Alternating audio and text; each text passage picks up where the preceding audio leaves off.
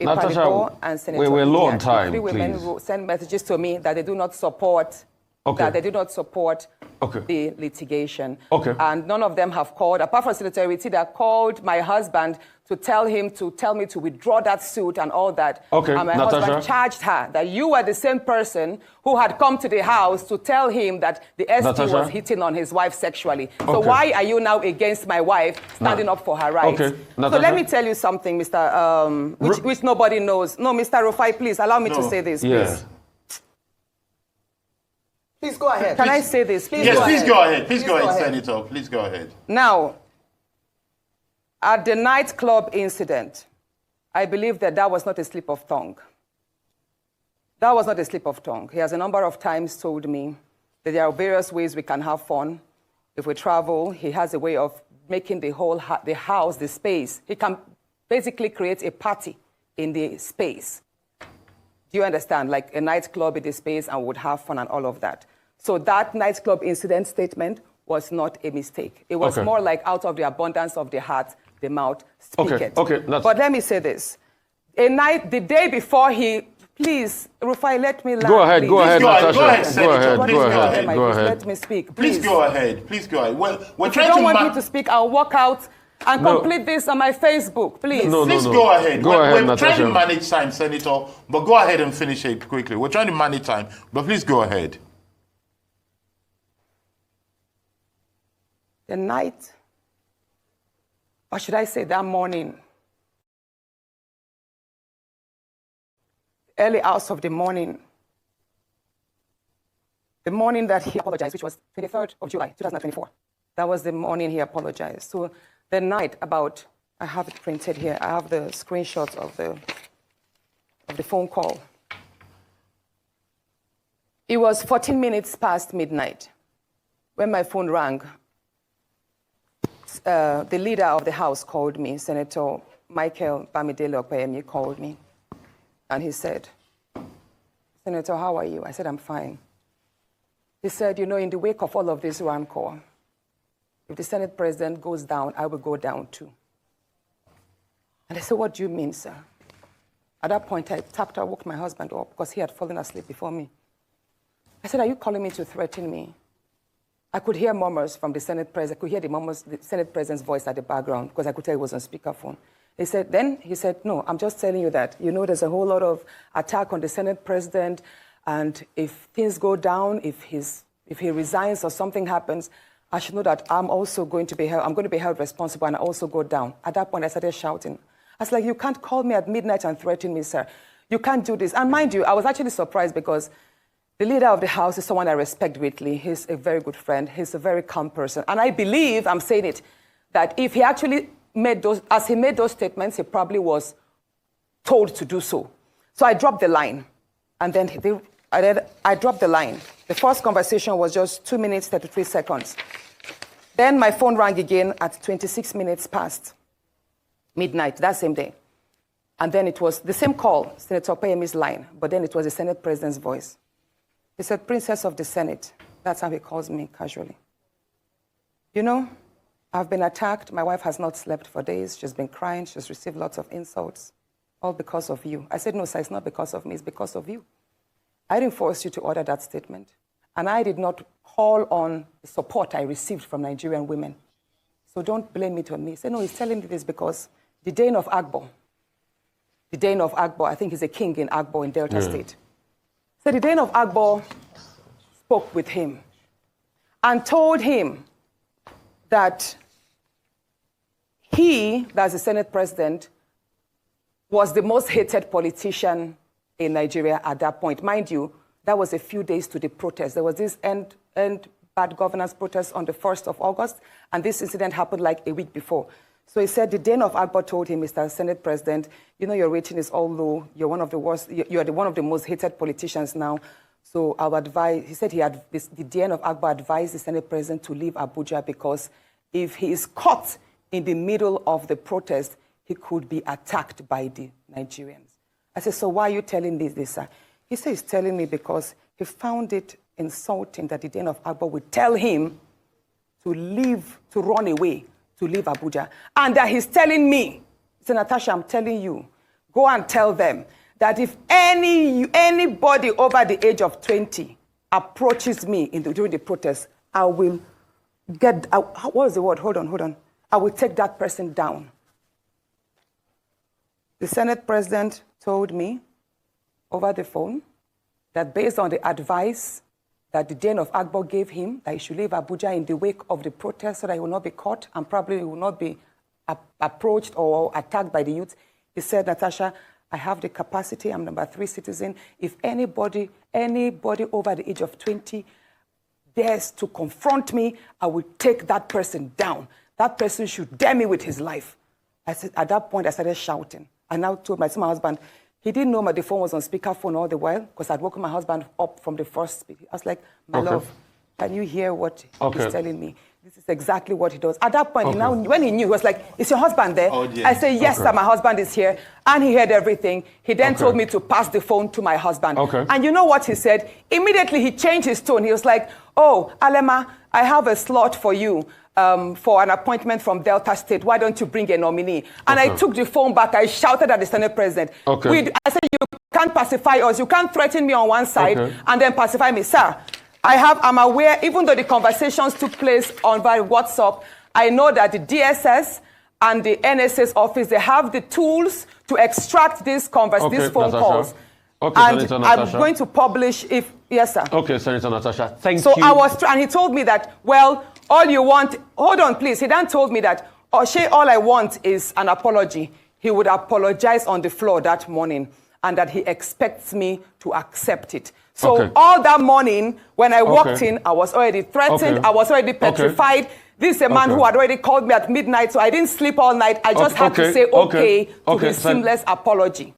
In February, I wanted... How many of you believe Natasha? How many of us believe Natasha in the first place? Me, I believe her.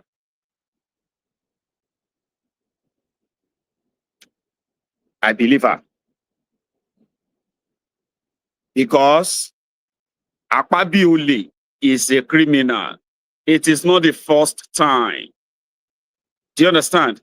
And even if you haven't heard any of this about Akpabiole before, listening to Natasha, I 100% believe her.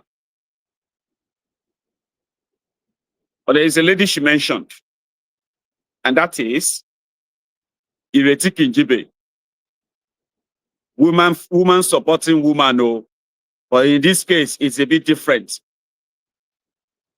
According to Natasha, Ireti Kingibe once approached her husband to speak to his wife to drop these charges against Akpabiole.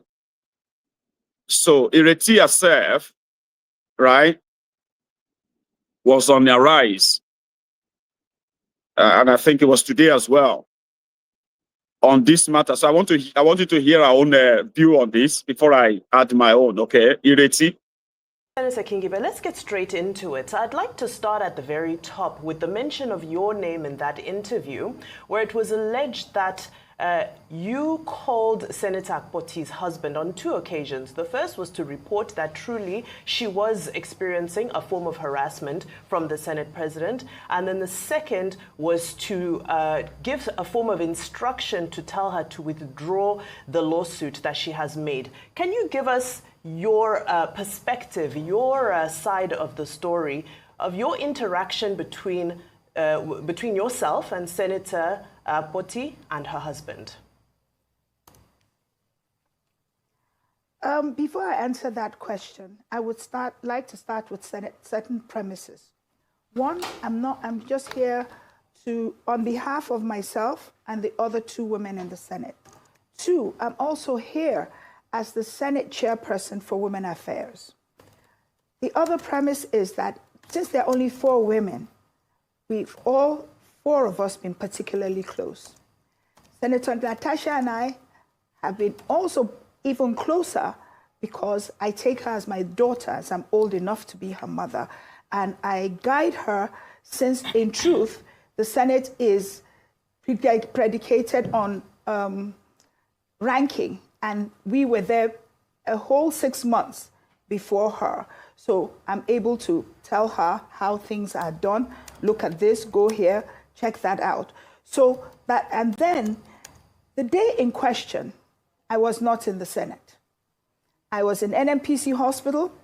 When I came out of the hospital, my driver said to me, "Madam, there's wahala in the Senate." I said, "What about?" He didn't tell me, he just said Senator Natasha. As soon as I heard her name, as I always do with everything that concerns her, I promptly called her. I said, "Natasha, what's going on?" He said, he started to try to explain about seating. She had not given me the proper explanation. I had not been given the opportunity to respond when she said to me, "I'll call you back, I'll call you back." Till today, Senator Natasha has not called me back. I have a smartphone. Before I called Senator Natasha's husband, I had called Senator Natasha twice without response. Then I called him to say, "I've called her twice, she's not answering me." He said, "Oh, she went to Singapore. Maybe that's why." And then I said to him, this is not the way this should be handled. Now, let's go on to other things. The reason we've heard it said everywhere that the 3 women in the Senate have been silent. Yes, because silence is golden, especially when one of us is not following the rules. And as women, we did not want to come out publicly to say anything negative about her. And we were hoping all of this will blow over, as a lot of things do. Now, the truth of the matter is, yes, the Senate is not gender friendly, but it has been improving much better than when we first entered the Senate, I must say. And the truth of the matter is, when we make a fuss and we draw the attention of the Senate president, he does correct it. Truly, the Senate can do better than it's doing, but there's hardly anything that's been done to us that's not done to other men. It is more appropriate to say that the Senate is not opposition friendly. Now, the Senate leadership may not be gender friendly, but I must say the majority of the senators, they are very kind and they are conciliatory to us. They look out for the fact that women, some of them have been there before. They guide us on, do it like this, do it that way. And slowly, even I can say, without anybody repudiating that fact, that I am the singular senator that fights the Senate president the most. But I have learned to do it. If it arises on plenary, I deal with it there, especially when it's on issues to do with my constituency. When it's on other issues of privileges, I go and meet him when all the senators are in the dining room, and I fight with him there and get the support of other senators. Senate is a place where the majority takes the day. So then also I want to say something. Us women in the Senate, in fact, to be honest, Senator Natasha has gotten the most privilege of all the 4 of us. The seat I'm sitting in now have been moved 4 times. Senator Ipalibo Banigo has been moved at least twice. All right. Senator Ireti. No, please let me finish. I brought myself here. Then you can ask me. Yes, but you also have a few minutes with you. To the issue. So can you just make it brief, because we do have follow-up questions. It's all right. All right. I will make it brief. I wanted to say that this is about the rules of the Senate. So if I can point out that other women have been moved several times. On that day, I wasn't there, but I gather that several men were also moved. And I'm only here as chairperson of Women Affairs. I want women to know we have to follow the rules of the institution we choose to enter. And that is mostly the point of this visit here. Whether there's, sexual harassment between them, they already had personal relationships before they came to the Senate. All right. The 3 of us had no relationship with Senator Akpabiole before we came. All right, Senator So I'm ready for your questions now. Yes. And Senator Ireti Kinjibe, to her, it is like the Yorubas saying that "Ejo kinje ejo otara eni kabamoda," which means, right, even if the verdict is not going to be in your favor, if you are wrong, we still have to, even if you are our friend, if you are wrong, we still have to let you know that you are wrong. So if our verdict is not going to be in your favor, all right, it doesn't stop you being our friend, but we still have to tell you. That's the kind of what she stands on. Like, I don't know about the sexual harassment between them.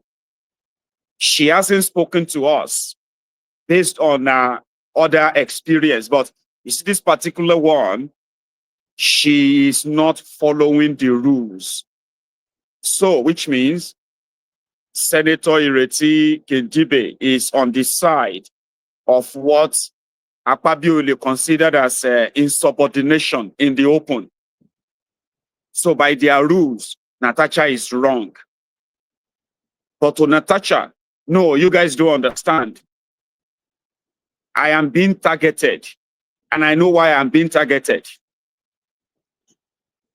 So the only thing that can work for me is for all of you to listen to me and know that, yes, he's been moving people left, right, and center. But in my own case, it is different. He's doing it on purpose. So there is the conflagration I've been waiting to call up. But the rest of what Ireti had to say, by the way, let's go to that. Enough of a relationship with Senator Akpabiole to discuss sexual harassment with Senator Akpabiole.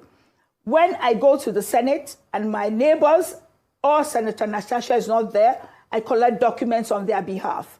I collected some for Senator Natasha, informed her. She said she was home. I went to her house. I'm answering the question.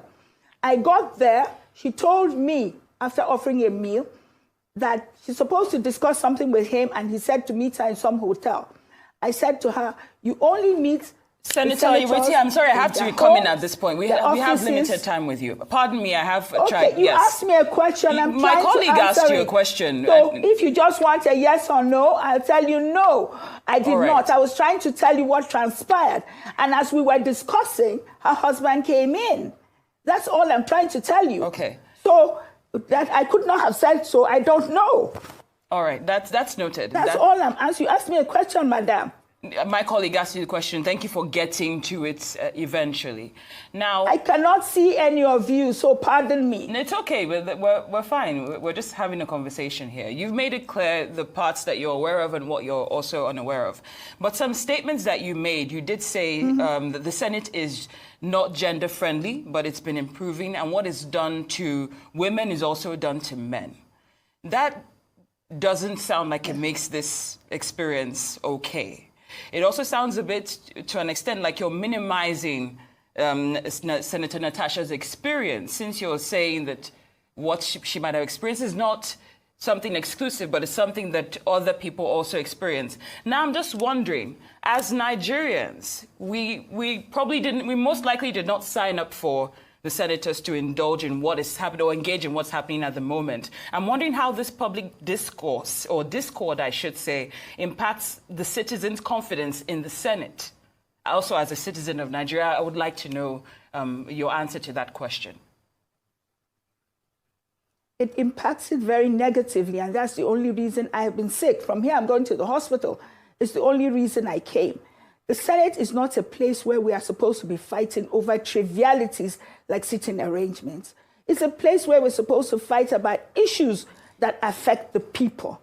And that's why this whole thing is a non-issue.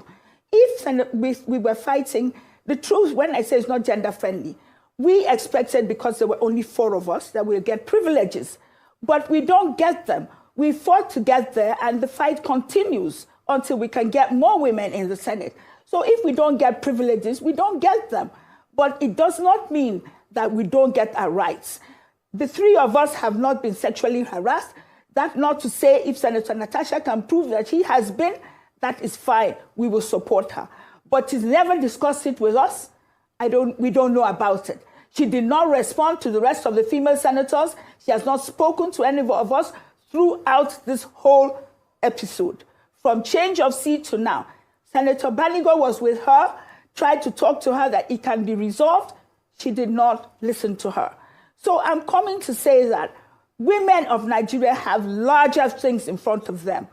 We are trying to pass special bills, 35% inclusion. We cannot be fighting over where we sit. And it really denigrates the institution in a manner that's not